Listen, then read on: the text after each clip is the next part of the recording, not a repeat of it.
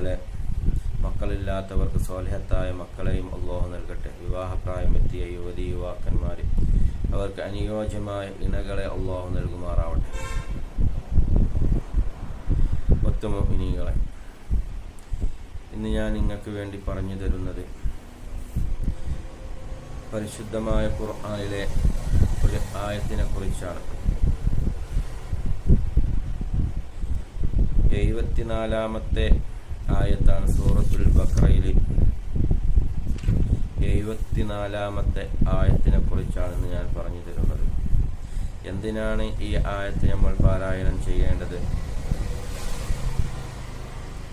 നമ്മുടെ വീടുകളിൽ വളർത്തുന്ന പാൽ ഉൽപ്പാദിക്കുന്ന മൃഗങ്ങൾ, നമ്മുടെ വീടുകളിൽ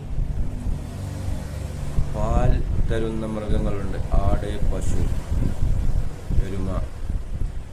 ഈ മൃഗങ്ങൾക്ക് പാൽ ലഭിക്കാൻ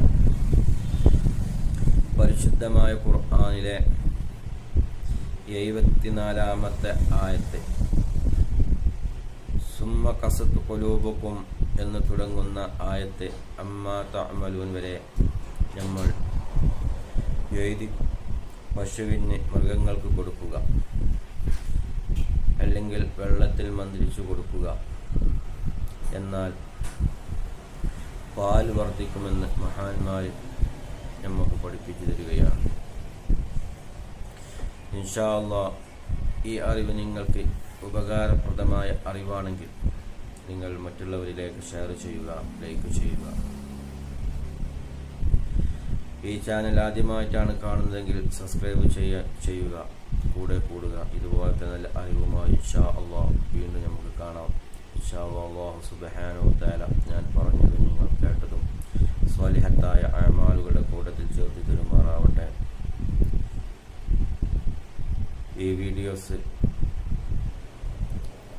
നിങ്ങൾ എല്ലാവരിലേക്കും എത്തിച്ചു കൊടുക്കുക. ഇൻഷാ അല്ലാഹ് അല്ലാഹു സുബ്ഹാനഹു വ തആല നല്ലത് പറയാനും നല്ലത് കേൾക്കാനും അല്ലാഹു തൗഫീഖ് ചെയ്യുമാറാവട്ടെ. നമ്മളിൽ നിന്ന് വന്നുപോയ എല്ലാ ദോഷങ്ങളും അല്ലാഹു പുറത്തു തരുമാറാവട്ടെ. വാഖിറു ദഅവാന അൽഹംദുലില്ലാഹി റബ്ബിൽ ആലമീൻ. നിങ്ങളുടെ അഭിപ്രായങ്ങൾ, നിർദ്ദേശങ്ങൾ കമന്റിലൂടെ അറിയിക്കുക, ദുആ വസിയത്തുകൾ അറിയിക്കുക. ഇൻഷാ അല്ലാഹ് നമ്മുടെ മജ്ലിസുകൾ വെച്ചൊക്കെ നിങ്ങൾക്ക് ദുആ ചെയ്യും. ഇൻഷാ അല്ലാഹ് അല്ലാഹു സുബ്ഹാനഹു വ തആല ഇരു ലോകത്തും വിജയികളുടെ കൂട്ടത്തിൽ നമ്മളെ ഉൾപ്പെടുത്തുമാറാവട്ടെ. ആമീൻ. റഹ്മതിക യാ അർഹമർ റഹീമീൻ. അസ്സലാമു അലൈക്കും വറഹ്മത്തുള്ളാഹി തആല വബറകാതുഹു.